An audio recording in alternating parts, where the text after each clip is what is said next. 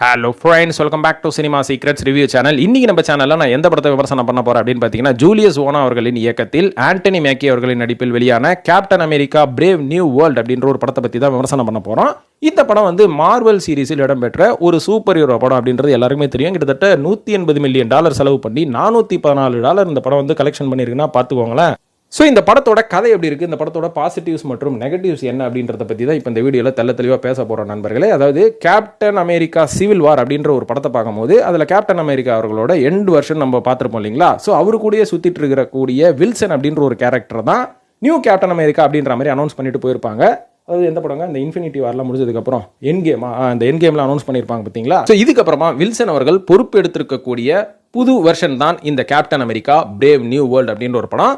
So இதில் வந்து அவர் எந்த மாதிரியான சேலஞ்சை ஃபேஸ் பண்ணுறாரு அப்படின்னு பார்த்தீங்கன்னா, இந்த கதை வந்து எப்படி ஆரம்பிக்குது தெரியுங்களா. அதாவது இவர் வந்து பொறுப்பேற்றதுக்கப்புறம் பேருக்குன்னா ஒரு ஆக்ஷன் சீன் ஒன்று வருது. அதில் யாரோ ஒருத்தரை காப்பாற்றுறோன்னு கேப்டன் அமெரிக்கா இவரும் புதுசாக வந்துட்டார்ல, இவரும் ஆக்ஷனில் கலக்கிறாருப்பா அப்படின்ற மாதிரி ஆடியன்ஸும் மைண்ட் செட் ஆகிட்டாங்க. இதுக்கப்புறம் எல்லாமே நல்லா போயிட்டு இருக்குது. ஒரு புது நண்பர் வந்து இவருக்கு அறிமுகமாகல பழைய நண்பர் தான். அவர் ரொம்ப நாளைக்கு அப்புறம் ஜெயிலில் இருந்துட்டு வீட்டுக்கு வந்திருக்கிறாரு. அவர் பார்த்தீங்கன்னா இவரோட பயங்கர ஸ்ட்ராங்கான ஆளாக இருக்கிறாரு. இவர்கிட்ட தான் இவர் பயிற்சி எடுத்துருக்கிறாரு. அதாவது நம்ம கேப்டன் அமெரிக்காவுக்கே பயிற்சி கொடுத்தவர் தான் அந்த நண்பர். ஸோ அவரும் பார்த்தீங்கன்னா ஒரு வயசான நண்பர், ரெண்டு பேரும் ஜாலியாக பேசிக்கிறாங்க.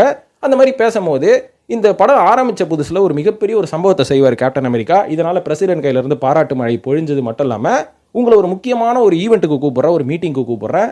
இந்த மீட்டிங்னால என்ன பிரயோஜனம் பார்த்தீங்கன்னா, நம்மளுக்கு கிடைக்கக்கூடாத ஒரு உலகம் கிடச்சிருக்கு. இதை வச்சு நம்ம வந்து இந்த உலகத்தை வந்து எப்படி டெவலப் பண்ணலாம் அப்படின்ற மாதிரி ஒரு மீட்டிங்கு. இந்த மீட்டிங்க்கு பிரசிடென்ட் நம்மளை அழைத்திருக்கிறார் அப்படின்ற மாதிரி கேப்டன் அமெரிக்காவுக்கு ஒரு இன்விடேஷன் வரும். அந்த இன்விடேஷனுக்கு ஏற்ற இவர் போகும்போது அந்த ஃப்ரெண்ட் இருக்கார் பார்த்தீங்களா, இவரோட மென்டார், அந்த ஃப்ரெண்டையும் கூட கூட்டு போயிட்டு எல்லாருமே அந்த மீட்டிங் அட்டன் பண்ணும்போது நம்ம மோடிஜியும் அட்டன் பண்ணுவார். அந்த மாதிரி படம் எடுத்திருப்பாங்க. ஸோ அந்த மாதிரி மோடிஜி எல்லாருமே அட்டன் பண்ணிட்டு இருக்கும்போது டக்குன்னு பார்த்தீங்கன்னா அவங்க ஃப்ரெண்டுக்கு வந்து மொபைலில் ஒரு கால் ஒன்று வரும்.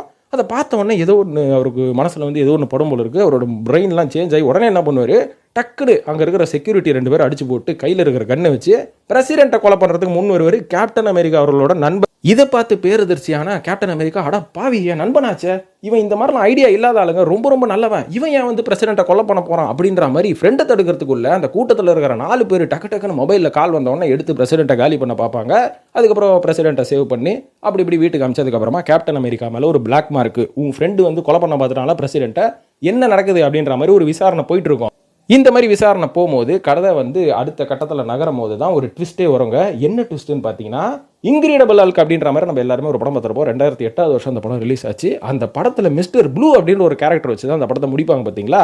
அவர்கிட்ட நம்ம அந்த காமா ரேஸை கண்ட்ரோல் பண்ணக்கூடிய அந்த கிரீன் ஹல்கை வந்து கண்ட்ரோல் பண்ணக்கூடிய ஒரு ஆன்டினோடு இவர்கிட்ட இருக்கும். இது மட்டும் இல்லாமல் இவரும் வேற ஒரு விஷயத்தை கண்டுபிடிச்சி வச்சிருப்பாரு. அதோட டிரான்ஸ்ஃபர்மேஷன் இவருக்கு அந்த படத்தோட எண்ட்லேயே ஆகும். இன்கிரீடபிள் ஹல்க் படம் பார்த்தா எல்லாருக்குமே தெரியும். ஸோ அந்த மிஸ்டர் ப்ளூ இருப்பார் பார்த்தீங்களா, அவரோட என்ட்ரி படத்தில் வரும். அது வரும்போது தான் ஒரு ட்விஸ்ட். அப்போ இதில் ஹல்க் வேற இருக்காரா அப்படின்ற மாதிரி நம்ம யோசிக்கும் போது தான் இன்னொரு ட்விஸ்ட். ஹல்க் வந்து இதில் வரப்போகிறது கிடையாது. அந்த மிஸ்டர் ப்ளூன்னு இருக்கார் பார்த்தீங்களா, இவர் ஒரு மருந்தை கண்டுபிடிச்சு இந்த ஒரு மருந்து, இந்த டிரான்ஸ்ஃபர்மேஷன் மருந்தை நம்ம பிரசிடென்ட் கிட்ட கொடுத்துருவாரு. இந்த பிரசிடென்ட்டும் வந்து அது உடம்புல ஏற்றணும்னு ஒரு சில மாற்றங்கள் வந்ததுக்கப்புறம் இது ரொம்ப டேஞ்சரான மாற்றம், இது வந்து நம்ம உடம்புல நம்ம வர வைக்கக்கூடாது அப்படின்னு சொல்லி அதுக்கான ஆன்டிடோட போட்டு அந்த ஒரு விஷயத்தை வந்து கண்ட்ரோல் பண்ணிட்டே இருப்பார். இது ஒரு காலகட்டத்துக்கு அப்புறம் கேப்டன் அமெரிக்காவுக்கு தெரிஞ்ச உடனே இவர் பஸ்ட் ஆக போறாரு அப்படின்ற ஒரு விஷயம் தெரிஞ்ச உடனே இவர் பஸ்ட் ஆகி ரெட் ஹல்கா மாறிடுவார். மாறினதுக்கு அப்புறமா என்ன ஆகும், கேப்டன் அமெரிக்காவுக்கும் இந்த ரெட் ஹல்க்குக்கும் 2 பேருக்கும் இருக்கக்கூடிய அந்த பிரளயம் தான் இருக்கக்கூடிய மீதி கதையை. ஸோ நம்ம கேப்டன் அமெரிக்கா அவர்கள் ரெட் ஹல்கை கண்ட்ரோல் பண்ணாரா அழித்தாரா அப்படின்றது தான் இந்த captain America brave new world அப்படின்ற ஒரு படத்தோட கதை.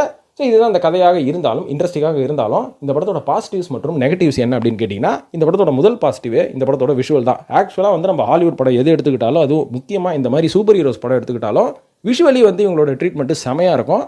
அதில் இந்த படத்துக்கும் எந்த குறையும் இல்லை அப்படின்ற மாதிரி சொல்லுவோம். அது மட்டும் இல்லாமல் இந்த படத்தில் நானே எதிர்பார்க்காத ஒரு விஷயம், 2008 வந்த இன்கிரெடிபிள் ஹல்கோட ஒரு நினைவு தான், நோஸ்டல்ஜியா. மறுபடியும் அந்த கதையை தோண்டி எடுத்துகிட்டு வந்துட்டாங்க பற்றியா அப்படின்ற மாதிரி நம்மளுக்கு ரொம்ப இன்ட்ரெஸ்டிங்காக இருந்தது பார்க்கறதுக்கு. இது மட்டும் இல்லாமல் இந்த படத்தில் அமைந்திருக்கக்கூடிய ஸ்டன் சீக்வன்ஸ் எல்லாமே பயங்கரமாக இருக்கும். செம ஃபைட்டுங்க, நல்லா ஒரு 4 ஃபைட்டு வந்தாலும் நச்சுன்னு இருக்கும். இதையும் தாண்டி இந்த படத்தில் நம்ம ஹாரிசன் ஃபோர்ட் அவர்கள் நடிச்சிருப்பாரு. ஸோ இந்த பழைய பாட்டில் இன்கிரெடிபிள் ஹல்கில் வேற ஒரு கமாண்டர் ஒருத்தர் நடிச்சிருப்பாரு பார்த்தீங்களா. ஸோ அவருக்கு பதிலாக இவரை ரீப்ளேஸ் பண்ணியிருக்காங்க. ஹாரிசன் படம் சூப்பராக நடிச்சிருப்பாரு. இது மட்டும் இல்லாமல் பிளாக் விடோ, நம்ம பிளாக் விடோவை யாரை பார்த்துருக்கோம், இந்த ஸ்கார்லெட் ஜோஹன்சன் தான் பார்த்துருப்போம். ஆனால் இந்த படத்தில் ஒரு புது கேரக்டர் வந்துருக்கு, இது பிளாக் விடோன்னு சொல்லிக்கிட்டு. ஸோ அவங்களும் பார்க்கறதுக்கு ரொம்ப க்யூட்டாக தான் இருக்காங்க, நல்லா தான் இருக்குது. இது மட்டும் இல்லாமல் இந்த எலக்ட்ரானிக் டிவைஸை மேனிப்புலேட் பண்ணுற மாதிரி ஒரு இன்ட்ரெஸ்டிங்கான ஒரு விஷயங்கள்லாம் இந்த படத்தில் வந்து கொண்டு வந்திருப்பாங்க. ஒரு நல்ல நட்பு கதையும் இருக்கும், அதையும் தாண்டி ஒரு நல்ல ஸ்டோரி லைனோட அந்த படம் போவோம். ஏதோ ஒன்று போகுது அப்படின்ற மாதிரி இல்லாமல் ஒரு நல்ல கதைக்களத்தோட போகக்கூடிய ஒரு நல்ல படம் தான். இருந்தாலும் அந்த படத்தில் இருக்கக்கூடிய ஒரு பிரச்சனை என்ன நான் ஃபேஸ் பண்ணேன் அப்படின்னு பார்த்தீங்கன்னா, இந்த படத்தில் இருக்கக்கூடிய ஹீரோ கேப்டன் அமெரிக்கா அப்படின்றவர் வந்து நம்ம கிறிஸ் ஈவான்ஸ் பண்ணும்போது எவ்வளோ கம்பீரமாக இருக்கும். கிறிஸ் ஈவான்ஸ் வந்து மற்ற படங்களில் பார்த்தீங்கன்னா இந்த ஃபேண்டாஸ்டிக் ஃபோர் போன்ற படங்கள்லாம் பார்க்கும்போது அவர் ரொம்ப ஒரு ஜாலியான ஒரு ஆட்டிடியூடோடு தான் இருப்பார். ஆனால் கேப்டன் அமெரிக்கான்னு வரும்போது ரொம்ப கம்பீரமாகவும் கெத்தாகவும் இருப்பார். ஆனால் அந்த கம்பீரம் நம்ம ஆண்டனி மெக்கி கிட்ட குறைஞ்சு போச்சோ இல்லவே இல்லையோ அப்படின்ற மாதிரி யோசிக்க தோணுது. ஏன்னா இவர் ரொம்ப கேஷுவலாக இருக்கிறாரு. இவர் கேப்டன் அமெரிக்கா வரப்பா அப்படின்ற மாதிரி நம்மளுக்கே வந்து ஒரு சலிப்பு தட்டுற அளவுக்கு ரொம்ப கேஷுவலாக இருக்கிறாரு. ஆக்ஷன் சீக்வன்ஸும் பார்த்தீங்கன்னா அந்த கம்பீரத்தோட இல்லை, ஜஸ்ட் ரெக்கையை விரிக்கிறாரு இப்படி அப்படின்றாரு, அடிக்கிறாரு, ஒரு பவர்ஃபுல்லான அடி அந்த மாதிரிலாம் எதுவும் இல்லை. அந்த கம்பீரம் குறைஞ்சிருச்சு. நம்ம கிறிஸ் ஈவான்ஸுக்கும் இவருக்கும் பார்த்தீங்கன்னா பெரிய வேரியேஷன்ஸ் இருக்குது. அந்த கேப்டன் அமெரிக்கா அப்படின்றது பார்த்தீங்கன்னா ஒரு கமாண்டிங் பவரோட இருக்கக்கூடிய ஒரு விஷயம் வந்து இவர்கிட்ட இல்லையோ அப்படின்ற மாதிரி மிஸ் ஆகுது.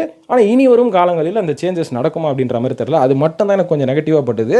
மற்றபடி இந்த படம் வந்து ஒரு தடவை கண்டிப்பாக பார்க்கலாம். இந்த படத்துக்கு சினிமா சீக்ரெட்ஸ் கொடுக்கக்கூடிய ரேட்டிங் 5க்கு 3.